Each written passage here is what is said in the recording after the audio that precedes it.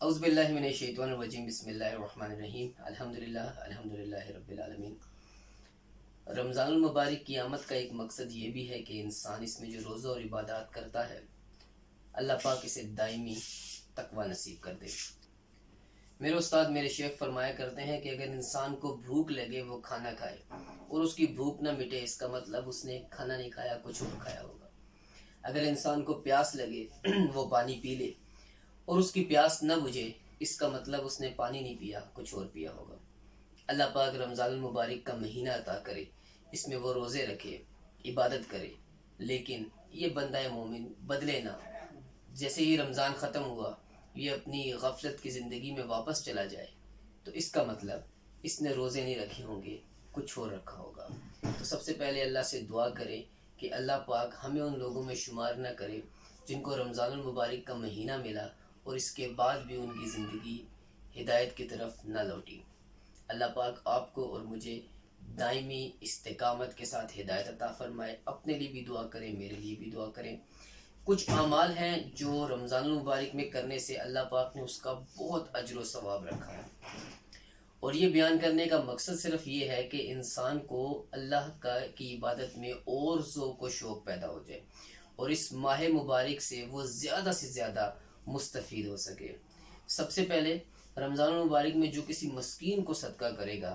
تو وہ ایسے ہی ہے جیسے غیر رمضان میں اس نے پوری زمین کے برابر صدقہ کیا ہو۔ حضرت انس بن مالک رضی اللہ تعالیٰ عنہ نے اللہ کے نبی علیہ السلام سے پوچھا کہ یا رسول اللہ صلی اللہ علیہ وآلہ وسلم، کون سا صدقہ جو ہے وہ افضل ہے؟ تو آپ علیہ السلام نے فرمایا کہ جو رمضان میں صدقہ کرے گا وہ افضل ترین صدقہ شمار کیا جائے گا۔ اسی طرح اللہ کے نبی علیہ السلام نے فرمایا کہ جو رمضان شریف میں ایک مرتبہ ایک رکعت پڑھے گا اور غیر رمضان میں وہ 1,00,000 مرتبہ پڑھے تو رمضان کی ایک رکعت جو ہے اس 1,00,000 کے برابر ہوگی۔ اسی طرح کوئی ایک مرتبہ سبحان اللہ کہتا ہے تو وہ غیر رمضان میں 1,00,000 مرتبہ کہنے کے برابر ہے۔ اور اسی طرح جو کوئی رمضان شریف میں کسی ننگے کو کپڑا پہنائے گا تو قیامت کے دن اللہ تعالیٰ تمام مخلوقات کے سامنے اسے 60,00,000 ہولے پہنائے گا۔ اور جو کوئی رمضان شریف میں کسی بھوکے کو کھانا کھلائے گا یا روزے دار کو افطار کرائے گا تو اس کو اس شخص کے برابر ثواب ملے گا جس نے زمین کے برابر غیر رمضان میں اللہ تعالیٰ کی راہ میں سونا خیرات کیا ہو۔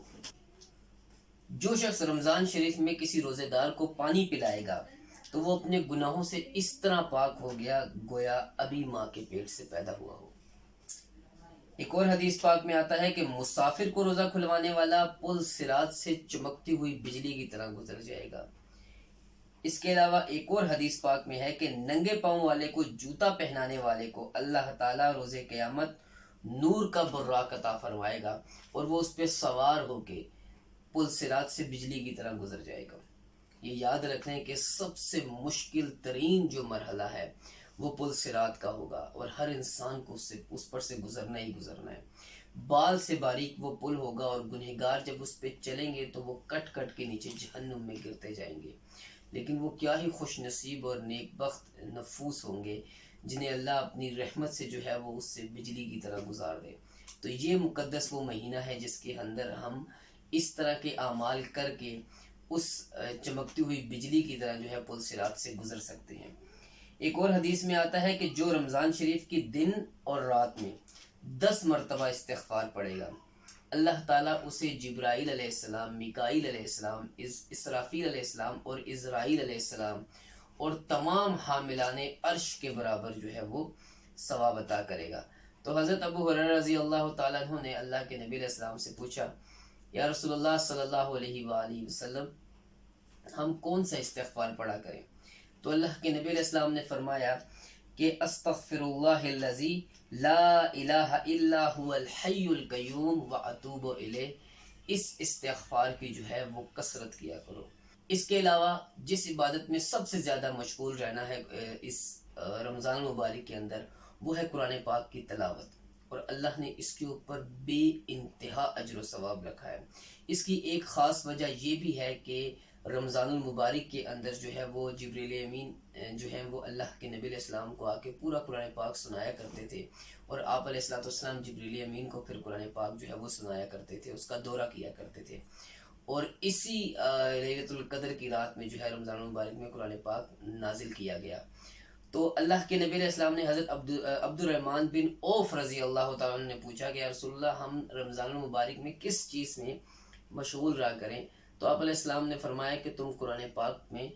پاک پڑھنے میں مشغول رہا کرو۔ جب تم قرآن پاک کی ایک آیت تلاوت کرتے ہو اور اس ایک آیت کا ایک حرف تلاوت کرتے ہو، تو اس ہر ایک حرف کے بدلے میں اللہ تعالیٰ تمہیں ایک شہید کا ثواب عطا کرتا ہے۔ تو ایک عرابی جو تھا وہ اللہ کے نبی علیہ السلام کی صحبت میں بیٹھا تھا جب اللہ کے نبی علیہ السلام نے یہ حدیث پاک بیان کی، تو وہ رونے لگا، تو آپ علیہ السلام نے اس سے رونے کا سبب پوچھا،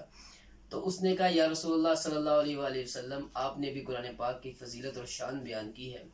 لیکن میں تو قرآن پاک پڑھا ہوا نہیں ہوں، یہ رتبہ یہ مقام تو ان لوگوں کو ملے گا جنہوں نے قرآن پاک پڑھا ہے۔ تو آپ علیہ الصلوۃ والسلام نے فرمایا کہ جو رمضان المبارک میں ایک مرتبہ قل هو اللہ احد سورۃ اخلاص تلاوت کرے گا، اللہ تعالی اس کو جنت میں 56 شہر عطا کرے گا، اور ہر شہر میں 56 محل ہوں گے، اور ہر محل میں 56 کوٹھیاں ہوں گی، اور ہر کوٹھی میں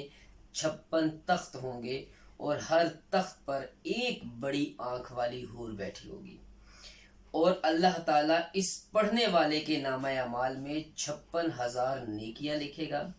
اور 56,000 گناہ معاف کرے گا، اور 56,000 اس کے جو ہیں وہ درجات بلند کرے گا۔ جب یہ بات اس عرابی نے سنی تو اس نے کہا اللہ تعالیٰ آپ صلی اللہ علیہ وآلہ وسلم کو اپنی رحمت سے سرفراز کرے، جیسے آپ صلی اللہ علیہ وآلہ وسلم نے مجھ کو جزا کی خوشخبری دی ہے۔ تو سوچیں کہ یہ کتنا مبارک اور متبرک مہینہ ہے۔